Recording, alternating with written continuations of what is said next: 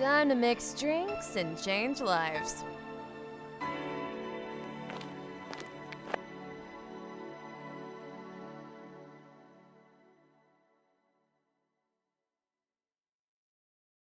This is a certified hood classic.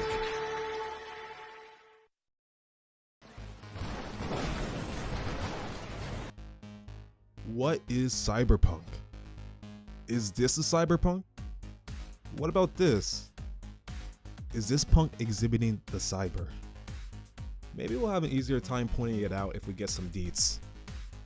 In the way of diction, cyberpunk is a subgenre of science fiction in a dystopian futuristic setting that tends to focus on a combination of low life and high tech. From far off automation indistinguishable from magic to exploitive commerce of mammoth corporations, and an even more black and white divide between your elites and your average Joes.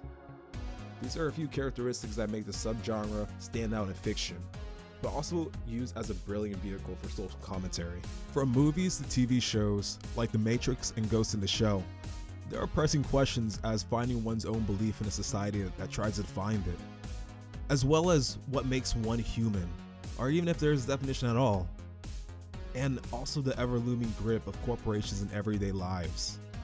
Without glossing over the many crevices this genre has to offer, many cyberpunk works tend to stem from writers asking fundamental questions that are ever more relevant today. Like, if going down that corporal path during your first playthrough of 77 makes you the literal embodiment of whole wheat bread. Many of these works passage you down and place you in the perspective of a protagonist trying to break free of their pre-programmed existence, if not find a purpose outside the quote-unquote system. Not her though. Her purpose is for that new futon.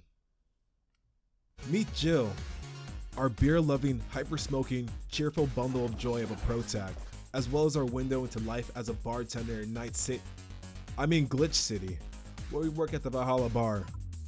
Take a seat, grab a drink, as we take a look into the life as a bartender in this relatively dystopian society, serving num-num juice to its inhabitants. Clients arrive with an empty void in their hearts.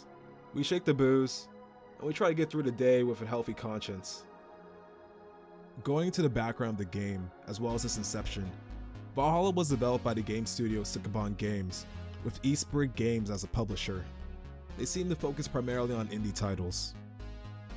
Apparently this game was originally designed during a cyberpunk-themed game jam, but the developers loved it so much that they turned it into a full game with the original build sanctioned as the prologue.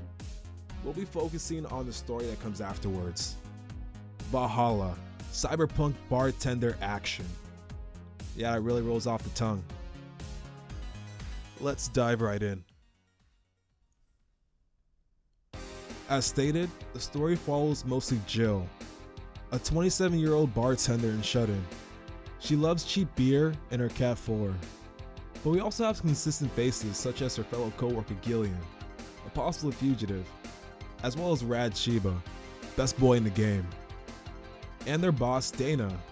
She exudes a chill aura and cares deeply for her employees, which is evident in giving Gillian a place to stay, as well as providing bonuses with little notes for Jill's paychecks. Basically waifu material off the bat. The game is a narrative through and through. You're not popping Timmy's heads for camos and sweat lobbies. However, there are some interactive moments that can change the dialogue.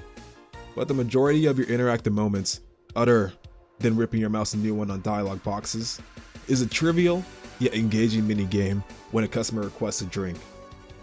Each drink is made from a special blend of ingredients. Aldehyde. It makes drinks sweet, like you. Bronson extract provides a bitter taste. Powder Delta makes drinks sour. Flanagade gives a spicy kick. And finally, Ketamotrin, the main alcoholic ingredient. This ingredient can be optional depending on the type of drink. We just exclude it when we get those angsty teens. If all that sounds too hard to memorize, good. Cause you got a manual, baby. You see what I'm saying? It's pretty simple. Now you got this looking like a Mario Party bonus round. Basically tells you how much of what is needed for each item. So you can pretty much throw out everything I just said about the ingredients. Except for the aldehyde. You Sushi baki. so will be asking for extra. Like 120% for your boba. You animals. We also got the choice to keep the drinks on the rocks and age. Didn't know aging alcohol was as quick as just pushing a button, but apparently some tech nowadays use sound waves to emulsify drinks. TLDR, you talk, you shake drinks, fix your crib, rinse and repeat, a straightforward gameplay loop. As a bartender, you're not a fly on the wall, but an outlet, if not almost a therapist, for these quenched souls that walk in. When drinks come into the mix, it provides a time for customers to express their true selves. As unredeemable, lazy, unfiltered selves, surfing on top of the subconscious. Jill acts as a window to that subconscious and tries to understand where the person is coming from, rather than simply virtue signaling, because it should be obvious, unsolicited catcalling and grabbing a girl from the behind is a big no-no. It's not only a one-way street though. Jill will give some of these customers a piece of her mind when they cross the line. Although Jill has an almost stoic, cold vibe, she counters that with her curious nature, almost always asking follow-up questions and genuinely trying to get a handle of the person she's serving, regardless of who arrives at her counter. She often doesn't sugarcoat her questions, but it's less to do with her stoic demeanor and more of her desire to understand. Also, she presents a fair amount of emotional intelligence as she responds to those in distress, which leads to a two-way window displaying some of Jill's vulnerability. Despite serving a cat girl, assassins, and even literal dogs, every client that walked in felt like a genuine person. You feel these characters are given depth and backstories that tie to problems within this futuristic society, as well as get a sense of a sprawling, interconnected world outside the walls of the bar. One of my favorite clients was a streamer using a platform akin to Twitch. Streaming Chen appears to be a happy-go-lucky girl, trying to make a name for herself by streaming her life 24/7. She feels that unless she's drunk, scantily clad, or doing something spontaneous, her viewership numbers will take that inevitable dip.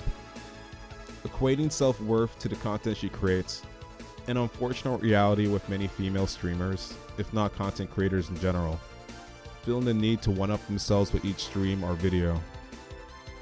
Streaming Chan also parallels many IRL streamers, but one that immediately bubbles into mind was Ice Poseidon. The rush of having thousands of eyes on you, but also the brazen degradation of oneself in order to appease the masses. Although Jill is primarily listening in and never really steps out, per se, on the streets, which is probably for the best. She often, and it's off Game Pass. Not gonna lie, I would have never given this game a second thought if it wasn't for Game Pass. I think it really goes to show the benefit of a gaming catalog like this, placing more obscure and indie titles in the face of gamers. Well, I digress. We already got too much skin in the game, baby.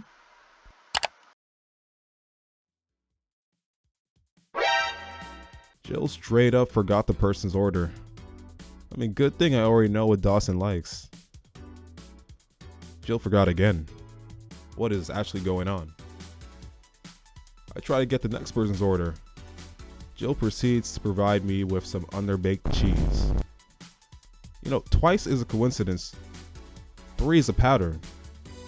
So I then proceed to allow myself to get run over by Jill's proverbial Alzheimer's train and serve my Patreon's blended sewage. It wasn't until I got back to the crib that I realized this woman will literally forget the customer's order if she doesn't buy what's on her mind. Oh, so it wasn't my dialogue skipping that did that. Just her desire to fall under the consumeristic culture the cyberpunk genre is trying to Johnny Silverhand. You feel me? A large part of what kept me engaged was consistent mysteries and rumors that agitated at the bar. This gave way to many questions raised during my playthrough. Most were left unanswered, if not ambiguous. Not really the philosophical ones, although some were answered, but more of the ones that encompass Jill's mundane life. Like if Dana lost her physical arm while wrestling, And who really is Gillian the F-boy? As a dialogue-focused game, you can't really go wrong if you have good characters and an engaging story, both which Valhalla had. But I couldn't help but feel that some of the dialogue in a few areas were too overtly sexual without any merit. You know, I'm a growing boy myself, but the thirst felt too real with the developers. I mean, one may argue that the cyberpunk genre utilizes these vices to emphasize the degradation and fading of traditional values to more of a caricature of an individualistic society. I don't know, it just might be me.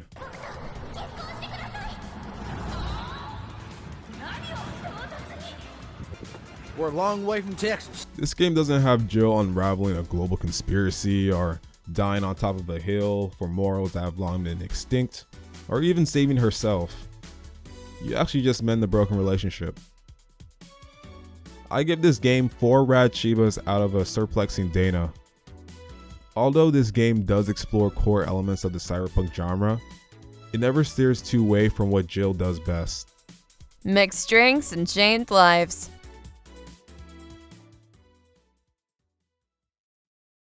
Sorry, Squishy, but I'm going to need to see some ID.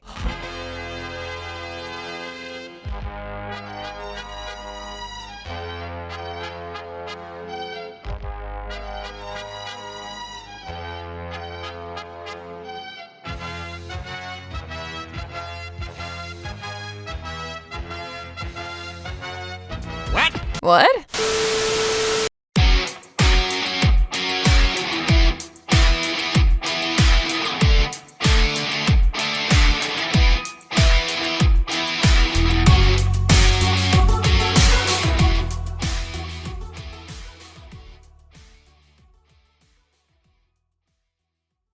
I don't recommend ordering a bad touch.